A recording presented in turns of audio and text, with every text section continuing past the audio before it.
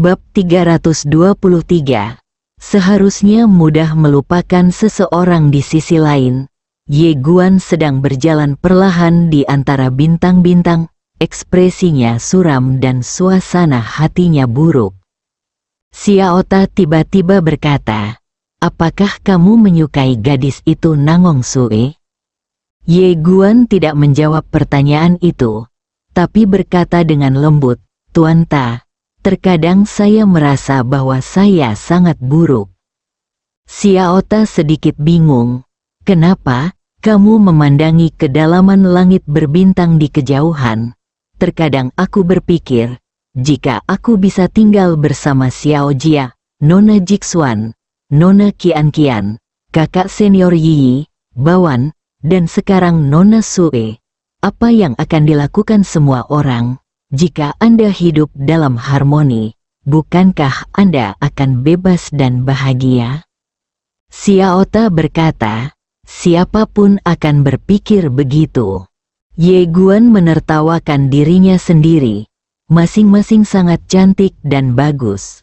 Mendapatkan salah satu dari mereka sudah merupakan berkah yang besar. Sebenarnya aku menginginkan semuanya. Ini sungguh mengasyikkan. Xiaota, wanita misterius itu tiba-tiba berkata, "Saya pikir Anda akan mengatakan, ini sangat tidak manusiawi. Tetapi saya tidak menyangka Anda akan mengatakan hal seperti itu kepada saya." Ye Guan menggelengkan kepalanya. Laki-laki memang nakal dan serakah, begitu pula aku. Wanita misterius itu bertanya, "Apakah kamu menyukai gadis itu, Nangong Sue?" Ye Guan berkata dengan lembut, "Dia orang yang sangat baik, aku tidak ingin berbohong padanya." Xiaota berkata, "Kalau begitu jangan mencoba merayu wanita di masa depan." Ye Guan tersenyum pahit. "Apakah Anda ingin saya menjauh dari wanita ketika saya bertemu mereka di masa depan? Mengenai hubungan, hei, Tuan Ta, Anda hanya seorang Ta. Anda tidak mengerti bahkan jika saya memberitahu Anda." Xiaota, wanita misterius itu langsung tertawa. Ye Guan tidak lagi terlalu memikirkan perasaan. Dia duduk bersila dan mulai memulihkan tubuh fisiknya. Wanita hanya akan mempengaruhi kecepatan menghunus pedang. Setelah beberapa saat, tubuh fisik Ye Guan pulih sepenuhnya. Dia melirik tubuh fisiknya dan menghela nafas dengan suara rendah. Setiap kali dia bertarung, tubuh fisiknya terbakar atau hancur. Tampaknya memikirkan sesuatu, Ye Guan melambaikan lengan bajunya, dan boneka kuno yang menahan segel salju muncul di depannya. Ye Guan melihat boneka kuno itu dan berpikir dalam hati, dia harus menemukan cara untuk meninggikan boneka ini ke alam Kaisar Agung yang sebenarnya. Jika boneka ini bisa mencapai level Kaisar sejati, Sue Feng pasti bukan lawannya. Setelah memikirkan hal ini, sosok Ye Guan bergetar dan berubah menjadi cahaya pedang dan menghilang dari tempatnya. Tak lama setelah Ye Guan pergi, seorang wanita tiba-tiba muncul di tempat kejadian. Orang yang datang tidak lain adalah Nangong Han. Sanbo berkata, "Saya baru saja menerima kabar bahwa Sue Feng dan anggota klan salju lainnya melarikan diri ke alam rahasia Laut Bintang. Pasti ada sesuatu yang terjadi di sana." Karena Sue Feng adalah Kaisar Agung, orang-orang kuat dari klan salju tidak berani terlalu dekat. Nangong Han mengerutkan kening dalam-dalam, dan tiba-tiba merasa tidak nyaman di hatinya. Mengapa dia tidak membawa Nangong Sue bersamanya? Mendengar ini, Sanbo pun tercengang. Pada saat ini, langkah kaki tiba-tiba terdengar di belakang mereka berdua. Nangong Han tiba-tiba berbalik, dan tidak jauh dari situ, seorang wanita perlahan berjalan ke arahnya. Orang yang datang tidak lain adalah Nangong Sue. Pada saat ini, wajah Nangong Sue telah lama kehilangan tampilan lembutnya sebelumnya, seolah-olah tertutup lapisan es, dan sangat dingin. Nangong Han menatap Nangong Sue dan bertanya, dia tidak mau membawamu bersamanya. Nangong Sue berjalan menuju Nangong Han perlahan tanpa henti. Nangong Han mengerutkan kening. Dia melirik ke arah Sanbo. Sanbo mengerti dan meraih Nangong Sue dengan tangan kanannya, langsung meraih Nangong Sue. Nangong Sue melambaikan lengan bajunya. Ledakan, Sanbo, yang sudah berada di puncak alam Kaisar Dewa, berubah menjadi kabut darah dan menghilang. Ekspresi wajah Nangong Han tiba-tiba berubah drastis. Kamu. Nangong Sue berjalan ke arah Nangong Han, dan dia menatap ke arah Nangong Sue. Mulai sekarang, saya adalah pemimpin klan Nangong. Wajah Nangong Han langsung berubah dingin. Apa yang kamu lakukan? Nangong Sue melambaikan lengan bajunya. Ledakan. Nangong Han langsung musnah di tempat. Nangong Sue melihat sekeliling dan berkata dengan lembut, pastinya mudah untuk melupakan seseorang, bukan? Setelah mengatakan itu, dia gemetar dan menghilang dari tempatnya. 1 jam kemudian, seorang kaisar agung tiba-tiba mati di klan Nangong. Energi spiritual yang tak terhitung jumlahnya meledak dari langit di atas klan Nangong. 3 hari kemudian, Nangong Sue, pemimpin klan Nangong, membentuk lautan bintang untuk membentuk sebuah domain, melawan nasib kesengsaraan, bertarung sengit selama 3 hari. Dan akhirnya mengalahkan nasib kesengsaraan dan menjadi kaisar takdir. Di dunia bintang yang kacau, hanya ada 4 kaisar takdir, dan sekarang, ada 1 lagi. Kaisar Salju. Setelah Kaisar Salju menjadi kaisar takdir, dia mengubah klan Nangong menjadi sekte Qinghai, merekrut banyak murid, dan meneruskan Taoisme. Tetapi untuk beberapa alasan yang tidak diketahui, dia membuat 2 aturan. 1. Tidak boleh ada pembudidaya pedang. 2. Tidak boleh ada yang bermarga Ye.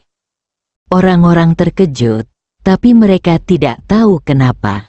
Wuzong, pada hari ini, 2 orang wanita datang ke Wuzong, yang satu mengenakan jubah ungu, matanya ditutupi pita ungu, yang lain mengenakan rok putih, selendang rambut panjang, memegang pedang di tangan kanannya, dan matanya sangat dingin. Dengan kedatangan kedua wanita ini, seluruh Wuzong serasa menghadapi musuh yang tangguh. Wu Xuan, pemimpin Wuzong, secara pribadi memimpin sekelompok pria kuat dari Wuzong menuju gadis cantik. Wu Xuan melirik wanita yang memegang pedang di sebelah kanan, dengan ekspresi serius di matanya. Dan kedua wanita ini adalah Perdana Menteri Kiri dan pemegang pedang dari alam semesta yang sebenarnya. Zuo Xiang tersenyum tipis dan berkata dengan sangat sopan, Tuan Wu Xuan, mohon maaf. Wu Xuan melirik Zuo Xiang dan bertanya, saya ingin tahu siapa kalian berdua dari Wuzong saya. Perdana Menteri Zuo tersenyum dan berkata, kami berdua ada di sini hari ini karena kami ingin berbicara dengan tuanmu. Wu Xuan penasaran, apa yang kamu bicarakan? Zuo Xiang berkata, saya ingin tahu apakah Tuan Wu Xuan pernah berpikir untuk pergi keluar. Di luar, mata Wu Xuan menyipit. Jika Perdana Menteri ingin mengatakan sesuatu, mengapa Anda tidak mengatakannya saja? Zuo Xiang tersenyum dan berkata, ini sangat sederhana. Alam semesta kita yang sebenarnya bersedia bekerja sama dengan Wuzong. Wu Xuan langsung menggelengkan kepalanya. Wuzongku tidak akan pernah menyerah kepada orang lain, bahkan kepada dewa sejati. Pemegang pedang sedikit mengernyit, dan dia sudah memiliki niat untuk bertarung. Zuo Xiang berkata sambil tersenyum, "Bukankah musuhmu adalah sekte suci? Alam semesta sejati kami bersedia membantu Wuzongmu menghancurkan sekte suci. Selama kamu menghancurkan sekte suci, Wuzongmu akan menjadi satu-satunya penguasa kekacauan dunia bintang. Pada saat itu, alam semesta sejati kita bersedia untuk menghubungi blokade alam bintang caotik memungkinkan Anda, para penggarap alam bintang caotik, memasuki alam semesta sejati untuk berlatih." Wu Xuan menatap Zuo Xiang. "Berapa yang harus dibayar Wuzong?" Zuo Xiang berkata, "Ini sangat sederhana. Bergabunglah dengan aliansi serangan dan pertahanan alam semesta sejati kami dan hancurkan alam semesta Guangxuan bersama-sama." Amati alam semesta yang misterius, Wu Xuan mengerutkan kening. Dia belum pernah mendengar tentang kekuatan ini. Zuo Xiang berkata lagi, "Ini adalah kondisi kami. Jika Anda mengangguk, kami dapat membantu Anda menghancurkan sekte suci sekarang. Setelah menghancurkan sekte suci, alam semesta kami yang sebenarnya akan menjadikan Anda raja. Raja alam bintang caotik, sang caotik sekte. Alam bintang berada di bawah yurisdiksi Wuzong Anda. Dan Anda, Wu Xuan, tidak akan pernah bisa memasuki kuil yang sebenarnya dan mendengarkan instruksi tetapi tidak bisa mendengarkan pengumumannya." Wu Xuan terdiam. Kondisi yang ditawarkan Zen Universe memang sangat menggiurkan. Tapi, dia punya kekhawatiran. Bersama-sama menangani Guangxuan Universe. Meskipun dia masih belum memahami alam semesta Guangxuan, kekuatan yang dapat mencegah kehancuran bahkan alam semesta yang sebenarnya pastilah sangat luar biasa. Jika Wuzong buru-buru menyetujuinya, mungkin akan terjadi bencana besar. Setelah membaca ini, Wu Xuan berkata dengan suara yang dalam, "Saya akan memikirkannya." Zuo Xiang tersenyum dan berkata, "Oke, namun saya harus mengingatkan guru sekte Wu Xuan bahwa sekarang kita akan pergi ke sekte Seng, jadi Anda dapat berpikir lebih cepat." Wajah Wu Xuan terlihat sedikit jelek. Pihak lain mengancamnya, tapi dia tidak berani mengatakan apa-apa lagi. Wuzong adalah salah satu negara adidaya teratas di dunia bintang yang kacau ini. Tetapi di hadapan alam semesta nyata, itu tidak cukup. Perdana Menteri Kiri tidak berkata apa-apa lagi, berbalik dan pergi dengan pemegang pedang. Pada saat ini, seorang pria paruh baya tiba-tiba muncul di depan kedua wanita itu. Itu adalah Chen Wu.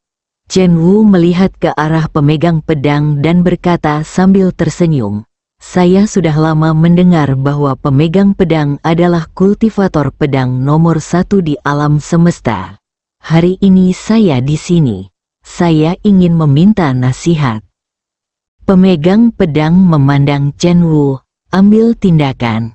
Chen Wu tertawa dan langsung meninju. Pukulan ini seperti gunung berapi yang telah terakumulasi selama ribuan tahun tiba-tiba meletus, dan pukulan kuat menyapu pemegang pedang. Pada saat ini, semua orang di seluruh Wuzong diselimuti oleh momentum ini, dan mereka terengah-engah. Jadi orang-orang merasa ngeri dan mengangkat kepala untuk melihat ke langit. Pada saat ini, pemegang pedang tiba-tiba menebas dengan pedangnya.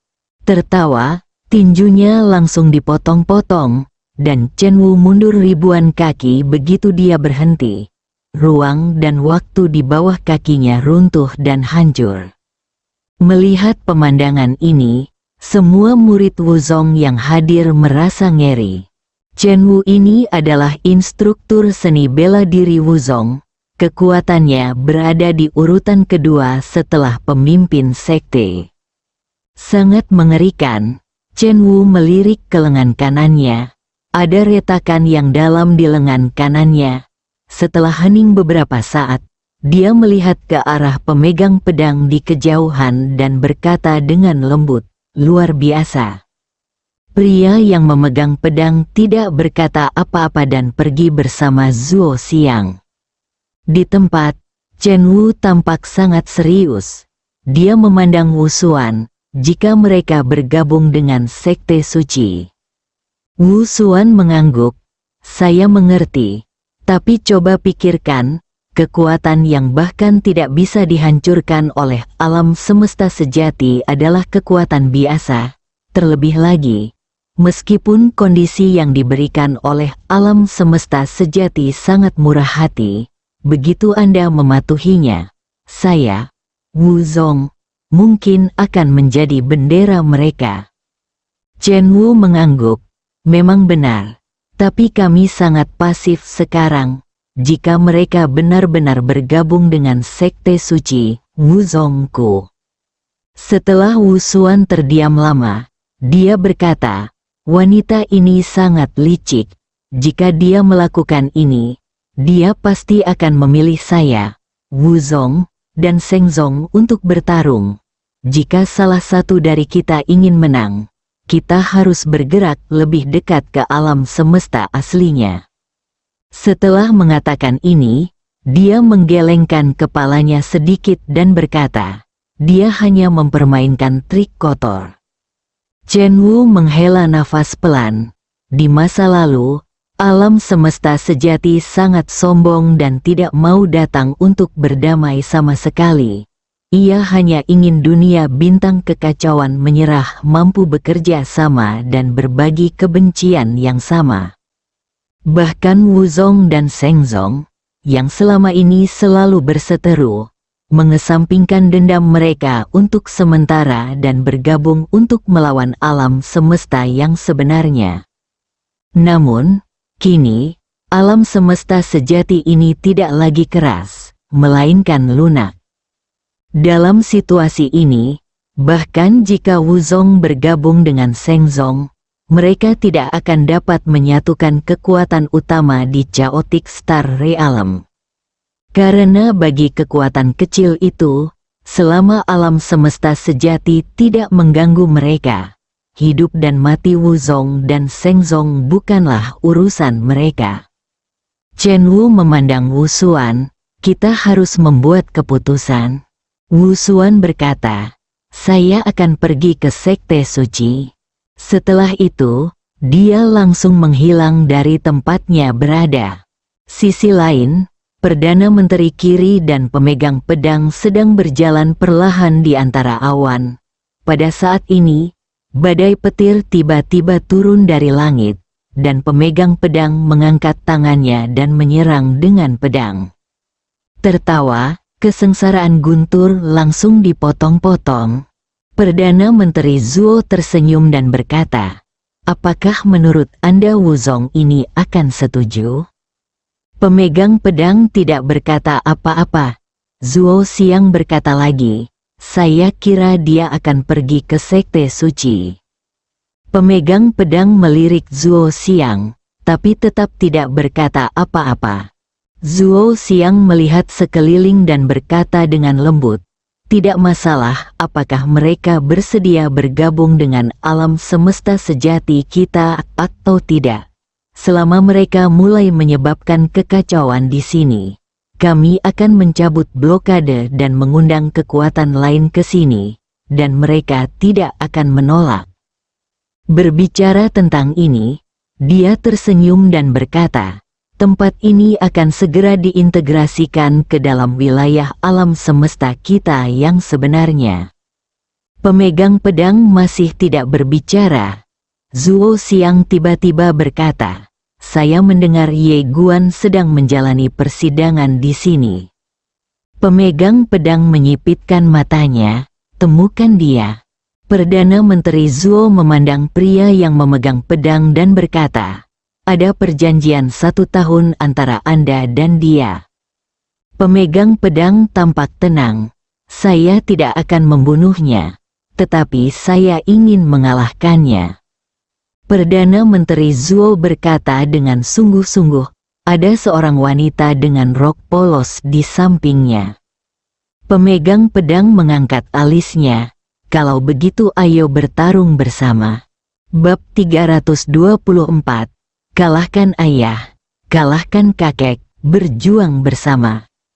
Mendengar perkataan pemegang pedang, Zhuo Xiang menggelengkan kepalanya dan berkata dengan sungguh-sungguh, Cijing, wanita ini dapat memusnahkan alam Botian dengan satu pedang dan membunuh kaisar waktu dalam sekejap.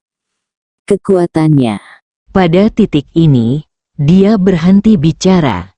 Tapi implikasinya jelas, kamu bukan tandingan wanita itu. Sekarang, alam semesta sejati secara alami tidak akan meremehkan wanita dengan rok polos. Alam semesta sejati tidak sebodoh klan Botian. Setelah wanita dengan rok polos menghancurkan klan Botian, mereka sudah mulai menganalisis kekuatan wanita berbaju polos rok. Kesimpulan yang diambil adalah bahwa ini adalah orang yang kekuatannya benar-benar melebihi standar, dan orang biasa bukanlah tandingannya. Pemegang pedang itu tampak tenang. Aku tahu dia sangat kuat, tapi aku tidak takut padanya. Bagaimanapun, aku harus mengalahkan Ye Guan terlebih dahulu. Zhuo Xiang menggelengkan kepalanya dan tersenyum. Dia tahu bahwa Cijing sangat tidak senang melihat Ye Guan. Dia juga sangat penasaran dengan hal ini. Karena dia tahu bahwa meskipun Cijing memiliki kepribadian yang kejam, sulit bagi orang biasa untuk membuatnya marah. Adapun Ye Guan ini, obsesinya agak dalam. Setelah beberapa saat, Zhuo Xiang tersenyum dan berkata, pergi ke Sekte Suci. Suara itu jatuh, dan kedua wanita itu menghilang di kejauhan. Kota Bintang Chaotic. Kota Luansing saat ini adalah kota terbesar dan paling makmur di alam Luansing. Kota ini didirikan oleh Wuzong dan Shengzong dan dikelola bersama.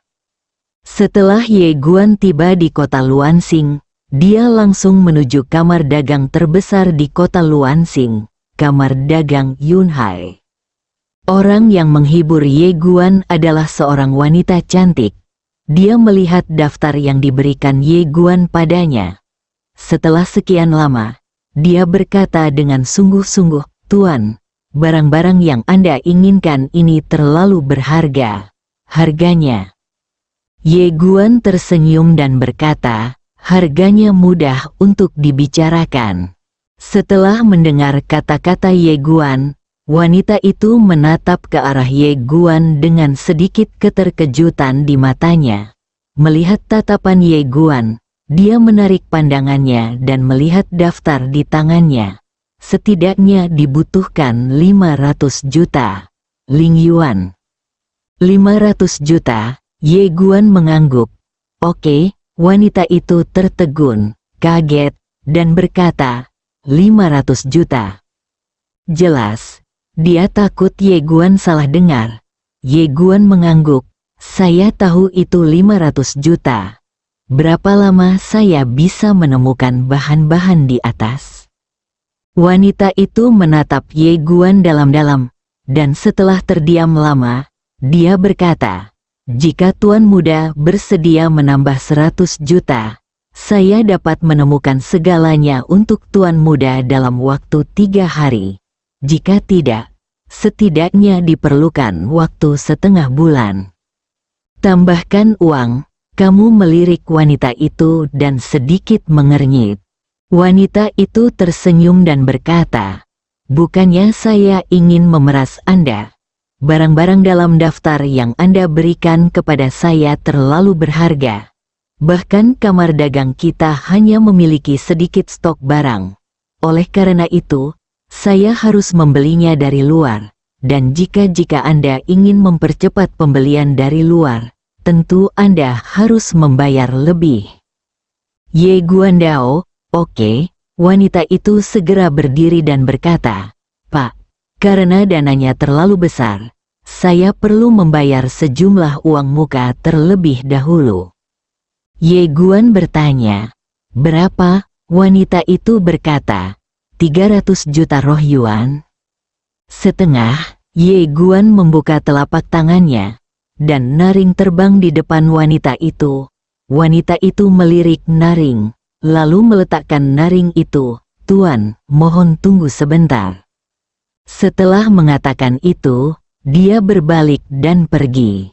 Setelah meninggalkan ruangan, wanita itu segera datang ke ruangan lain, di mana seorang lelaki tua berjubah abu-abu berdiri. Wanita itu menghampiri lelaki tua berjubah abu-abu dan membisikkan sesuatu dengan penuh semangat. Setelah beberapa saat, lelaki tua berjubah abu-abu itu juga menjadi bersemangat, serius. Wanita itu mengangkat cincin di tangannya dan sedikit mengangkat sudut mulutnya. Lihat. Ketika dia melihat esensi roh di dalam ring, lelaki tua berjubah abu-abu itu tiba-tiba tertawa. Domba gemuk, akhirnya seekor domba gemuk telah tiba.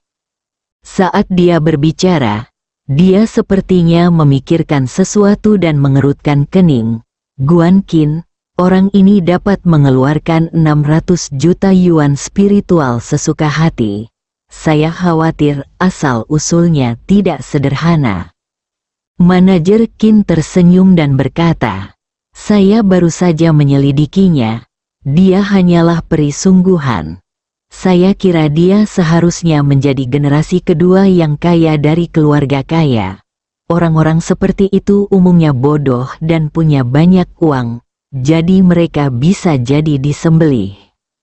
Meskipun lelaki tua berjubah abu-abu itu masih sedikit khawatir, esensi spiritualnya terlalu banyak, jadi dia tertawa dan berkata, bunuh, tentu saja, membunuh sekali saja tidak cukup. Kamu harus membunuh 2 kali. Setelah wanita itu pergi, Ye Guan bersandar di kursi di belakangnya dan perlahan menutup matanya. Tujuannya kali ini bukanlah untuk menyempurnakan kembali boneka Kaisar Agung, tetapi untuk menyempurnakan boneka di tangannya dan mengangkatnya ke ranah Kaisar Agung. Tentu saja, dia sendiri harus mulai meningkatkan levelnya. Hingga saat ini, ia menemukan bahwa ranahnya sendiri masih sangat penting. Alasan mengapa ranah tersebut tidak penting di alam semesta Guangxuan adalah karena banyak orang kuat di sana yang memiliki banyak air, sehingga ia dapat melintasi begitu banyak tingkatan.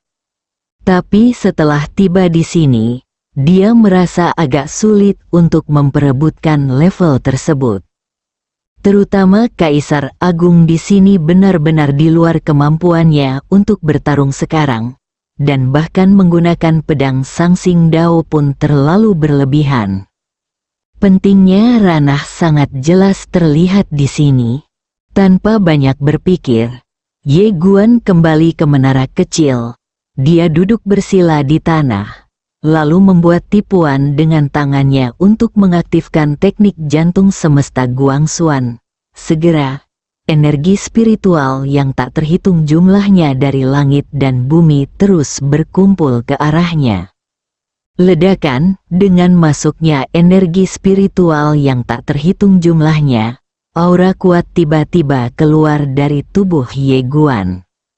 Dalam pertarungan sebelumnya dengan Sui Feng dan yang lainnya, dia merasa akan menerobos, tapi dia masih sedikit kekurangannya. Suatu hari kemudian, Ye Guan tiba-tiba membuka matanya, dan aura yang kuat tiba-tiba keluar dari tubuhnya, dan kemudian bergoyang. Pada saat ini, ruang dan waktu di sekitarnya bergelombang seperti gelombang. Ye Guan menarik napas dalam-dalam, surga surgawi. Ye Guan tiba-tiba membuka telapak tangannya, lalu tiba-tiba menghunus pedangnya dan menebas. 45 superposisi, Saat pedang dilepaskan, dunia meledak dan berubah menjadi kegelapan, namun segera kembali normal. 45 cara, senyuman muncul di sudut mulut Ye Guan.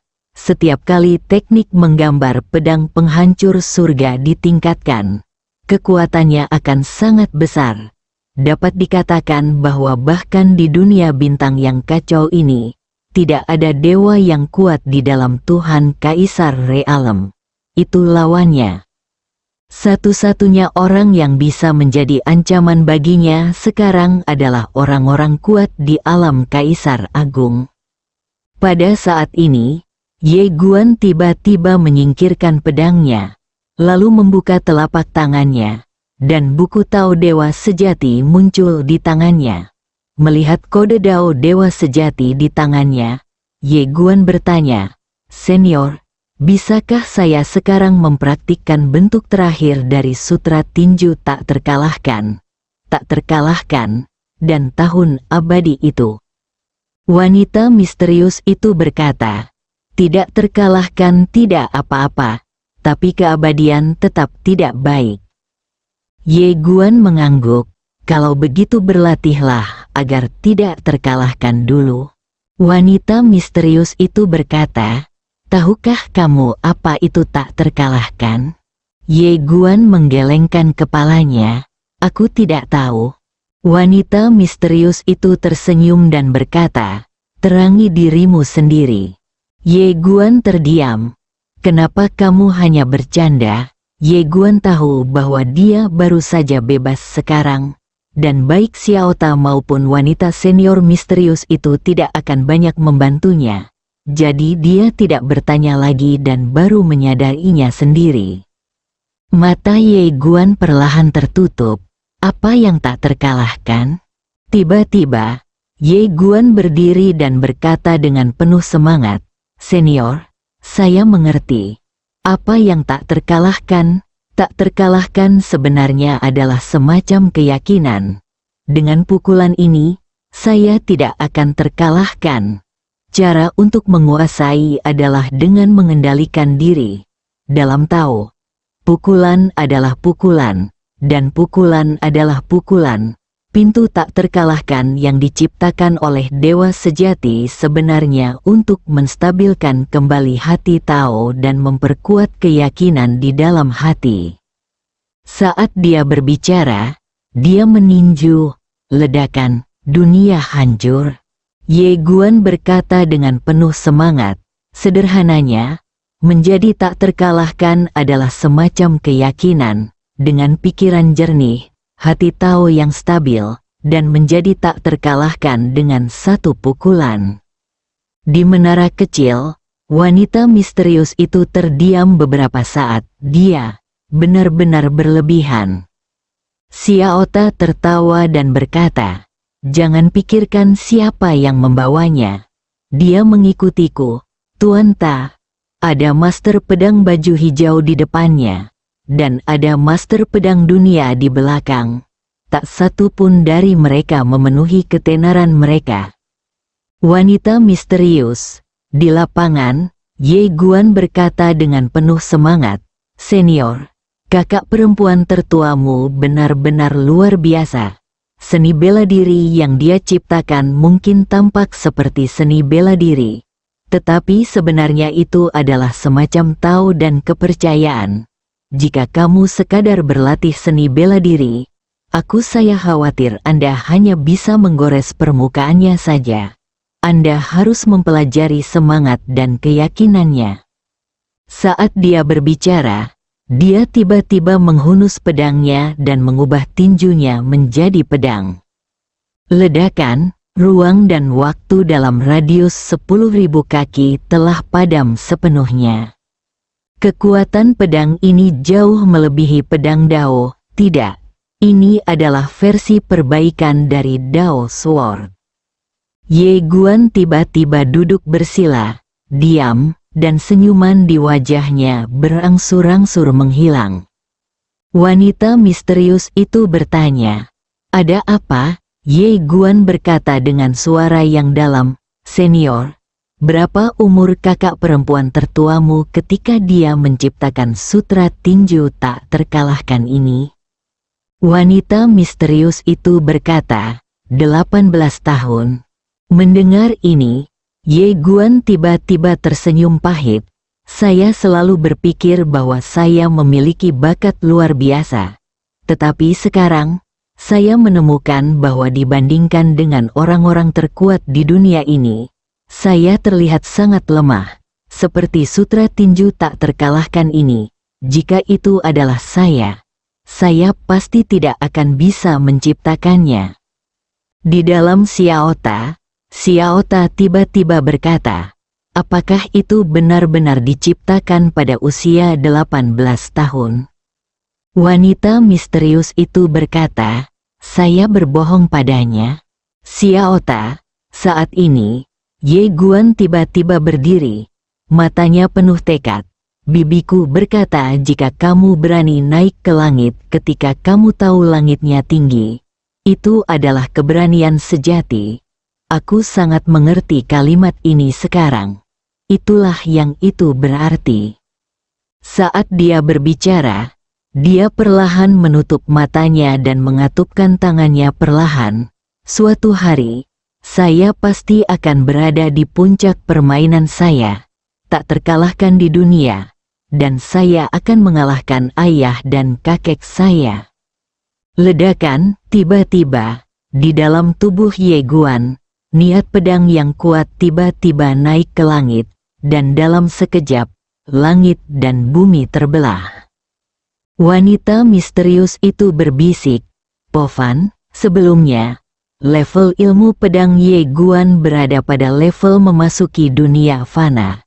Tapi sekarang, dia berada pada level menembus level biasa. Wanita misterius itu memiliki raut wajah yang rumit. Ia benar-benar tidak menyangka kalau pria ini akan langsung dipromosikan menjadi pomortal melalui kitab tinju peninggalan kakak tertuanya. Dia hanya melihat pemahaman ini pada satu orang. Ya Tuhan, saat ini, Xiao Ta tiba-tiba berkata, mengapa kamu tidak mengatakan bahwa kamu akan memukuli bibiku? Ye Guan berkata dengan sungguh-sungguh, aku khawatir dia akan memukulku. Xiao Ta, Ye Guan membuka telapak tangannya, dan pedang niat muncul di tangannya. Pada saat ini, pedang niat di tangannya telah mengalami perubahan yang mengejutkan. Jika dia bertemu Sue Feng itu sekarang, dia tidak lagi takut padanya. Tentu saja, Sue Feng itu hanyalah seorang kaisar biasa. Dia sekarang sangat ingin melawan kaisar waktu di tempat ini. Berkelahi, setelah tinggal di menara sebentar, dia menstabilkan wilayahnya sebelum meninggalkan menara kecil. Tapi sekarang di luar, baru 3 hari berlalu. Selama dia mendapatkan materinya, dia juga bisa meningkatkan boneka itu ke ranah Kaisar Agung. Pada saat ini, langkah kaki tiba-tiba terdengar di luar rumah, dan kemudian, seorang lelaki tua berjubah abu-abu perlahan masuk. Setelah lelaki tua berjubah abu-abu masuk, dia memandang Ye Guan dan berkata, Tuan muda ini, saya punya kabar buruk untuk diberitahukan kepada Anda. Ye Guan bingung, berita buruk. Pria tua berjubah abu-abu itu mengangguk dan berkata dengan sungguh-sungguh, wanita yang bertanggung jawab membelikan bahan untukmu sebelum melarikan diri membawa uang itu. Ye Guan menatap lelaki tua berjubah abu-abu itu dan tidak berkata apa-apa. Lelaki tua berjubah abu-abu itu mendesah pelan, saya lalai dalam hal ini. Ye Guan tidak marah dan berkata sambil tersenyum, materi saya. Orang tua berjubah abu-abu itu menggelengkan kepalanya, tidak lagi. Ye Guan sedikit mengangguk, kalau begitu kembalikan uangku. Orang tua itu tampak bingung. Uang apa? Ye Guan memandang lelaki tua berjubah abu-abu itu. Saya memberinya 600 juta yuan spiritual dan memintanya membantu saya membeli materi. Banyak orang tua itu terkejut dan berkata, "Tuan, Anda menderita kerugian yang sangat besar." Ye Guan menatap lelaki tua itu dan tidak berkata apa-apa. Pria tua berjubah abu-abu itu menghela nafas dengan suara rendah. "Tuan, sejujurnya, wanita itu adalah pekerja sementara di kamar dagang Yunhai kami. Apa yang dia lakukan tidak ada hubungannya dengan kamar dagang Yunhai kami. Kami, Yunhai kamar dagang, sangat prihatin dengan pengalaman Anda." Bersambung.